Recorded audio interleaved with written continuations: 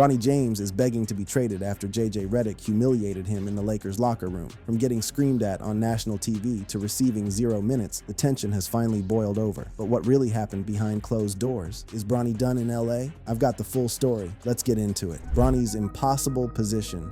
February 5th, 2026, the Los Angeles Lakers are locked in a tight battle against the Philadelphia 76ers, a game that would come down to a 119-115 nail-biter of a win. Austin Reeves goes off for 35 points. LeBron James chips in 17 points and 10 assists. The bench mob scraps and claws and fights for every single possession, and through all of it, through all 48 minutes of professional basketball, one Laker never leaves his seat, not for a single second. 0 minutes, 0 touches, 0 opportunity. The son of the greatest player on the roster, arguably the greatest player in the history of the sport, sat there in full uniform and watched his teammates fight without him. And this wasn't an isolated incident. Just 4 days earlier, on February 1st, Bronny had been ruled out entirely against the New York Knicks with lower left leg soreness. And in between those two games, on February 3rd against the Brooklyn Nets, he got exactly 5 minutes of run, scoring 4 points on 2 of 3 shooting before being pulled and never seeing the floor again, finishing with a -9 ±. 5 minutes, then 0, then 5, then 0 again. That's the pattern.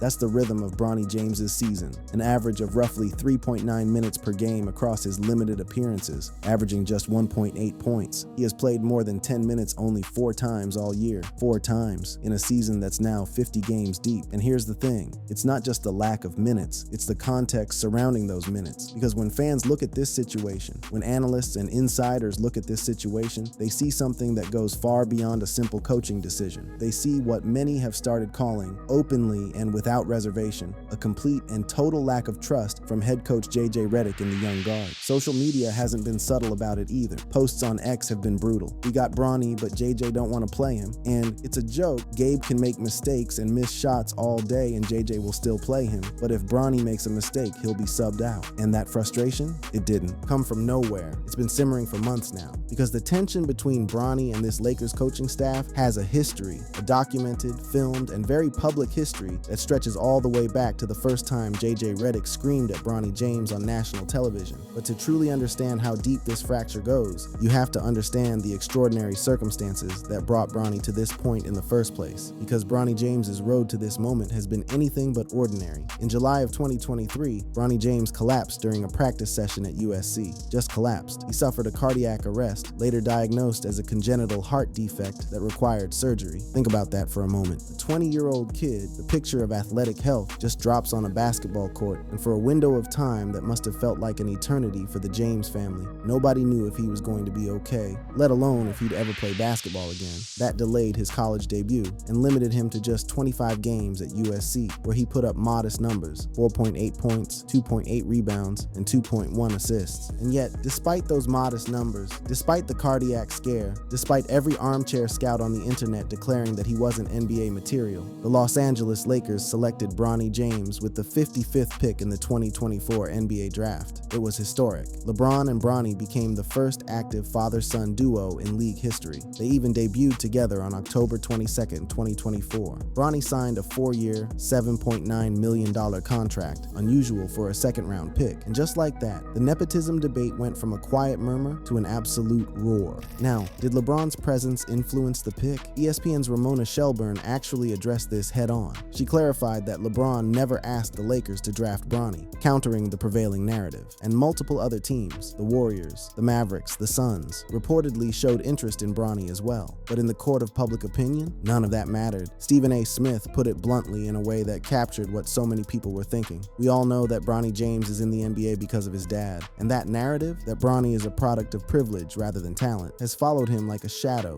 into every single game, every single G League assignment, every single DNP on the stat sheet. Anonymous teammates from the 2024 Summer League reportedly grumbled about the situation. One insider told ESPN something that perfectly encapsulated the tension. Bronny was treated as someone apart. That is very annoying, as we didn't feel any chemistry. So that's the backdrop. That's the pressure cooker that Bronny walks into every single day. And it's within that pressure cooker that the real incidents, the ones the clickbait headlines headlines distort and exaggerate actually took place. Because on November 18th, 2025, during a game against the Milwaukee Bucks, head coach JJ Redick was captured on camera shouting at Bronny from the sidelines after the young guard passed up not one, but two wide-open three-pointers. And the message Redick delivered was not exactly PG rated. "Bronny, you gotta shoot the fucking ball." That moment went absolutely nuclear on social media. TikTok, Reddit, Twitter, everyone had an opinion. Was Redick too hard on him? Was he right? Was this coaching or was this humiliation? The clip was cut and recut and shared millions of times, stripped of every bit of context, until what remained was just a furious head coach screaming at LeBron's kid. But here's the part people don't talk about: Bronny's response. When asked about it after the game, Bronny didn't pout. He didn't lash out. He said, with a maturity that frankly belied his 21 years, "When the ball gets to me and I'm open, I've got to get a shot off." And then, quietly, in the weeks that followed, he went back down to the G League and he improved. He started shooting with more confidence. In one standout game against the Santa Cruz Warriors, he scored 15 points on 5 of 10 shooting, dished out 8 assists, grabbed 4 rebounds, and recorded 3 steals in a 115-95 win. That's not a kid who's broken. That's a kid who's listening.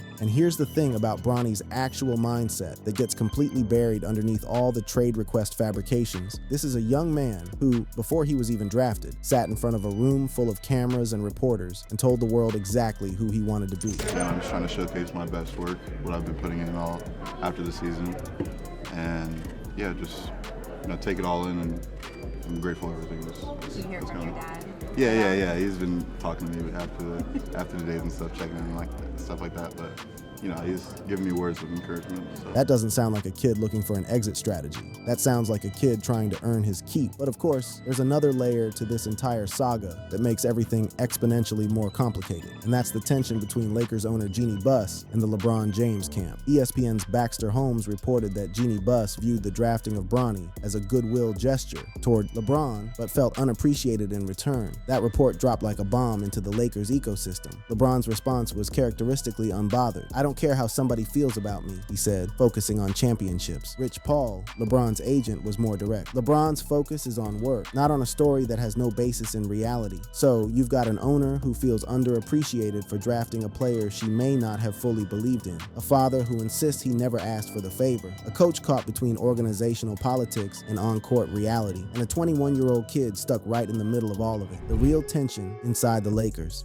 Now, here's where the story takes a turn that's actually far more interesting and far more uncomfortable than any fabricated locker room confrontation. Because while the humiliation headlines are overblown, the reality of Bronny's situation within the Lakers organization is legitimately complicated, and there are real moments of friction that tell a much deeper story. Let's talk about December 2025. During a G League game, Bronny engaged in a heated verbal exchange with a South Bay Lakers coach over in-game decisions. This wasn't a sideline yelling match during an NBA game. This was a full-blown on-court argument during live play. And when the frustration boiled over, Bronny did something that genuinely shocked people watching. He walked off the court, mid-game, mid-argument. His stats that night told the story of a player in the grip of frustration. 10 points on 4 of 12 shooting, 0 for 5 from 3, 5 rebounds, 1 assist, and 4 turnovers. It wasn't his finest hour, but even that incident, which was a real incident, not an internet fabrication, did not take place in any locker room, and it resolved without further escalation. The real tension, the tension that actually keeps people inside the Lakers organization up at night, is far more systemic than any single argument. It's about playing time, it's about trust, and it's about the impossible position JJ Redick finds himself in, trying to develop a young player while simultaneously trying to win basketball games with a 31-19 team that has legitimate playoff aspirations. Fast forward to February 2026. Bronny was ruled out of the February West game against the Knicks with lower left leg soreness. He came back for the February 3 matchup against the Brooklyn Nets, where he played just 5 minutes, scoring 4 points on 2 of 3 shooting, but posting a -9 ±. And then came the game that reignited the entire firestorm. February 5th, 2026, Lakers versus the Philadelphia 76ers. Bronny James, DMP MP, coach's decision, 0 minutes. In a game, the Lakers won 119-115. Austin Reeves went off for 35 points. LeBron contributed 17 points and 10 assists, and Bronny sat on the bench the entire time, not because he was hurt, but because the coach simply chose not to play him. Now, Redick has never come right out and said he doesn't trust Bronny. He's more careful than that. But back on January 22nd, 2026, after a 112-104 loss to the LA Clippers, Redick spoke about trust in a post-game press conference that sent ripples through the fan base. There's got to be a trust factor with all our guys, just to, trust the pass. He wasn't naming Bronny specifically, but when you look at the pattern, Bronny averaging just 6.8 minutes per game across 27 appearances, with only one start the entire season, the message is hard to misread.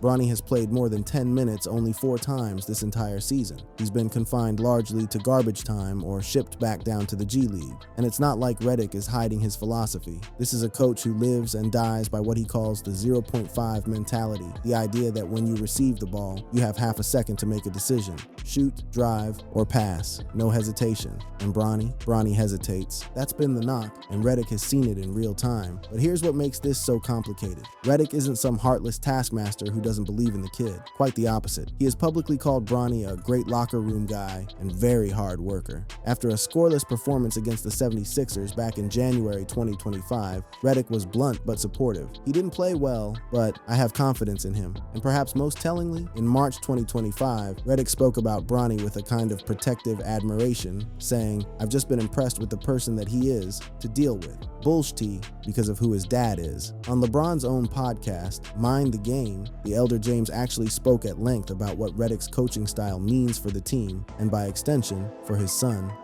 When you look at JJ's career as a basketball player, all the way from high school, he's been a winner his whole life, and he's been taught the game the right way, and it's been no sugarcoating with the coaches that's put him in the position that he is in today. And I had an opportunity to play for Coach K a couple times, and Coach K, there's no sugarcoating. He's gonna tell you exactly how he feels if you're not doing it right. But it's going to be in a very stern but loving way. And when the conversation turned specifically to Bronny's development, LeBron dropped a fatherly pride act for just a moment and spoke like a fellow player observing a teammate's growth. Not only as a father, but just as a student of the game, to see someone kind of use what he was able to do last year in the G League, use that, get more comfortable, then go into Summer League, and be even more comfortable. And when his time has been called this year, just continue to feel good about it. I was just super proud of him, of the maturation process of him being to not only play well at home and then have a back-to-back in a tough environment in Portland, and then do it again. So there's this impossible duality at work. Redick praises Bronny's character. LeBron praises Redick's coaching. And yet Bronny sits with 0 minutes in a February game the Lakers desperately needed. Fan frustration exploded. Posts on X captured the mood perfectly. Gabe can make mistakes and miss shots all day, and JJ will still play him. But if Bronny makes a mistake, he'll be subbed out. Meanwhile, the broader Lakers locker room carries its own tension. After a 119-96 Christmas Day loss to the Houston Rockets in 2025, Redick publicly critiqued the team's offensive chaos since LeBron's return from sciatica, pointing to high turnovers, 14.2 per game, and poor execution. That critique reportedly led to a heated locker room confrontation between Redick and LeBron himself. But here's what's crucial. Bronny was not involved in that confrontation. The drama was between the head coach and the franchise star, not between the coach and the franchise star's son. And on the bench during the February 3rd Nets game, cameras caught LeBron venting his frustrations in real time, but not about Bronny's minutes. LeBron was pointing toward Gabe Vincent, barking, "We keep stopping. It's happened a couple of times." The picture that emerges isn't the one the clickbait wants you to see. It's messier. It's more human. It's a young player caught between a father's long shadow, a coach's demanding expectations, and a team that can't quite figure out how all the pieces fit together. And analyst Stu Lance didn't hold back in his assessment of what he's observed from the broadcast booth, noting Bronny's passivity on the court, essentially saying what many insiders have thought, but few have been willing to say on the record. Bronny, in his view, seems too concerned with running the offense perfectly rather than just playing. It's the classic young player trap, overthinking instead of reacting, calculating instead of competing. And yet, even amid all of this organizational tension, there was one moment in late January that reminded everyone what this could look like if Bronny simply gets time. On January 29, 2026, the Lakers traveled to Cleveland, LeBron's hometown, the city where the legend began, and Bronny put together his best NBA performance of the season. 8 points on a perfect 3 for 3 from the field, including 2 3-pointers and a highlight dunk, all in just 8 minutes of playing time. The Cleveland crowd, recognizing the significance of the moment, erupted, and Bronny, he addressed it with the understated coolness that has become his trademark. It was crazy. I'm always ready. The trade rumors, the real future, and what nobody wants to admit. So here's the final piece of this puzzle, the trade rumors. Because if you've been following the Lakers this season, you know that trade has been the most whispered word in every hallway, every group chat, every front office meeting in Los Angeles. And yes, Bronny's name has come up, but not for the reason you think. See, the trade rumors that actually matter, the ones that actual NBA insiders are discussing behind closed doors, don't center on Bronny James wanting out of Los Angeles. They center on his father. LeBron James is sitting on an expiring $52.6 million contract with a no-trade clause, and as of February 2026, ESPN's Dave McMenamin has confirmed that LeBron is expected to finish the season with the Lakers. His agent, Rich Paul, has denied any trade requests exist, focusing on LeBron's current contributions, but that hasn't stopped the speculation machine from running at full speed. Bleacher Report floated a massive 3-team deal involving the Lakers, the Cleveland Cavaliers, and the Utah Jazz, a trade that would send both LeBron and Bronny to Cleveland in exchange for Lauri Markkanen and Jared Allen coming to Los Angeles. The romance of the narrative was obvious. LeBron returns home to Akron, finishes his career where it started, with his son by his side. J.R. Smith, a former teammate, even speculated on a podcast that LeBron might go back to Cleveland for a final dance. Dave McMenamin himself reported directly on the situation. My sources around the league and within the Cavs, quite frankly, tell me that the Cavs would be amenable to a third reunion, a third stint, if LeBron was to sign as a free agent in the summer. Obviously, that would be a storybook ending to LeBron's career. Other proposals have been equally creative. CBS Sports and Fadeaway World floated a deal sending Bronny, Rui Hachimura, and Dalton Neck to the Portland Trail Blazers for defensive pieces like Jerami Grant and Matisse Thybulle. Yahoo Sports explored a scenario shipping both LeBron and Bronny to Cleveland for a $238 million star. These are the kinds of hypothetical blockbusters that make for fantastic content, but none of them have Bronny requesting anything. He is, in every single one of these scenarios, a piece being moved around on someone else's chessboard. And here's what's getting lost in all the noise. Bronny James is actually getting better, quietly, without the headlines, without the drama, without the screaming hot takes. The kid is improving. His G League numbers tell the story of a player who is figuring it out. In a recent 3-game stretch, he averaged 17 points per game on 62.5% shooting, including 46.7% from 3. His assists have climbed to 4.7 per game in the 2025-26 G League season, reflecting genuine growth as a facilitator. When he got his opportunity in Cleveland on January 29, 2026, he made the most of it, scoring 8 points on a perfect 3 for 3 from the field, including a highlight dunk, in just 8 minutes during a 129-99 loss. LeBron, watching from the bench, nodded his approval. And what did LeBron say afterward? Not on a hot mic, not in some leaked text message. On his own podcast, speaking directly. And I was just super proud of him, of the maturation process of him being to not only play well at home and then have a back-to-back in a tough environment in Portland and then do it again. That's what the NBA is all about. Not only what have you done for me lately? Can you do a back-to-back? So that was pretty cool. Now, is LeBron completely at peace with how his son is being used? Probably not. The frustration is there, even if it's measured. LeBron confronted Stephen A. Smith courtside back in March 2025 when Smith repeatedly questioned Bronny's place in the league. And while LeBron tries to play the supportive but hands-off father in public, the protectiveness simmers just beneath the surface. But what LeBron has not done, and this is critical, is demand more minutes for Bronny, or request a trade for his son, or blow up the locker room over a DNP. As LeBron himself said about his approach to coaching staff, "I avoid getting on the phone with them and encourage them to coach my son without my input." Meanwhile, there's a detail that most people have completely overlooked in this whole saga. The Lakers recently traded Gabe Vincent and a 2032 second-round pick to Atlanta for sharpshooter Luke Kennard. And while that trade was about adding shooting, it has a significant side effect. It opens up backcourt minutes. With Vincent gone, the door cracks open just a little wider for Bronny to potentially see more floor time moving forward. Redick himself graded Bronny's Bronny's rookie year an A+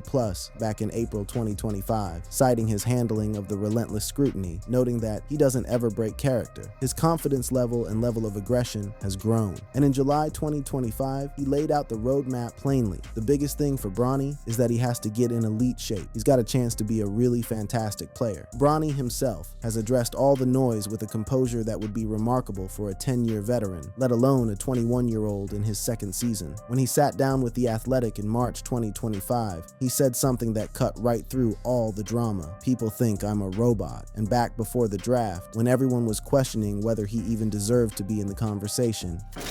You know, I obviously see everything that has been thrown my way. But, you know, I just got to shrug it off, and all the work that I've put in over this, I don't know how many years, you know, I just feel like I need to believe in myself and everything. They haven't seen what I've been through or anything like that. So, yeah, I just continue to believe in myself and keep putting in the work. And, perhaps most powerfully, when asked about carving out his own identity. Everyone's heard this before. I just want to, you know, have people know my name is Bronny James, and not being, you know, identified as just LeBron James' son.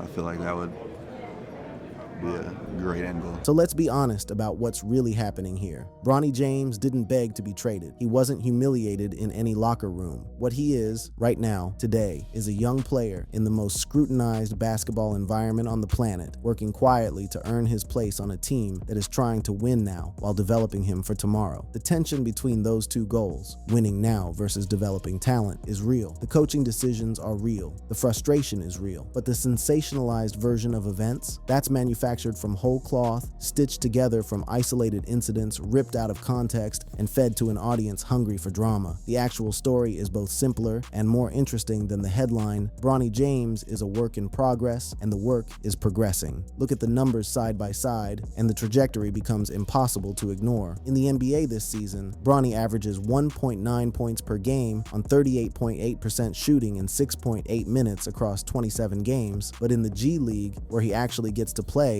where he gets 30.9 minutes per game instead of being an afterthought, he's averaging 9.5 points, 4.7 assists, and 3.8 rebounds. That's not the stat line of a player who doesn't belong. That's the stat line of a player who hasn't been given the runway to take off at the highest level yet. Anonymous executives around the league predict Bronny could see 10 to 15 minutes per game by 2026-27 if he continues his current trajectory. And with the trade deadline having passed on February 5th without any major moves involving the James duo, the Lakers' most notable acquisition being Luke Kennard from Atlanta, the focus now shifts to playoff contention and what comes after. The Lakers sit at 31-19. They're in the mix. And Bronny's role, however small it may seem right now, is part of a longer story that extends well beyond this season. Whether the world has the patience to let that progress unfold, well, that's a different question entirely. Thank you for watching. If you enjoyed watching this video, click on one of the boxes playing on your screen to watch more similar content.